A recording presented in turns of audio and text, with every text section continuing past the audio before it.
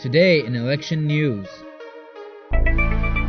According to Fars news agency, Ayatollah Ali Khamenei, Iran's leader, today in an address at the Azadi Square of the western city of Sanandaj, offered his implicit support to the current president, Mahmoud Ahmadinejad, who is seeking a second term as president in Iran's June 12 presidential election, by calling on the people to, quote, appreciate the government and urging voters to elect those who, quote, feel the pain of the country and the people who live in, quote, modest ways. He said, quote, elect someone who understands and feels the pain of the country and the people, someone who is close to the people and is intimate with them, someone who lives simply, and who, along with his family and those close to him, is not corrupt, does not act aristocratically or wastefully, because having leanings towards aristocracy and luxury seeking is a great pest.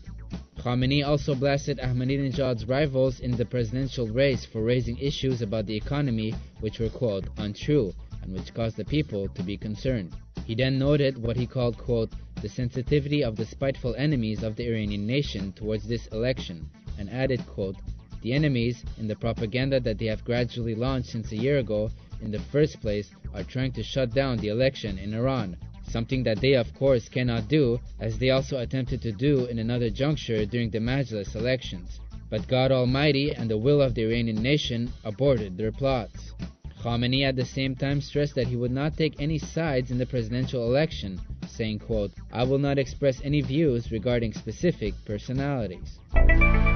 Iran's Islamic Revolution Guards Corps today reacted to the concerns expressed by some pro-reform groups about military forces participating in elections, by issuing a statement stating that according to the law, the Basij are divided into three groups: the regular Basij, the active Basij, and the special Basij, or the honorary IRGC members, and that, quote, at no time apart from when they are operational are the Basij referred to in any existing laws and regulations as military forces, and the rules regarding military forces can only apply to the special Basij units. According to Fars news agency, the statement reads in part, quote, according to the historic decree issued by His Eminence, the Imam Khomeini, this country is supposed to have 20 million Basij members. And as emphasized by the eminent leader, keeping in mind the increase in the country's population, a Basij of tens of millions must be formed. Would any healthy mind accept that such a large size and effective group be marginalized and excluded from contributing to this dynasty-making arena of the country,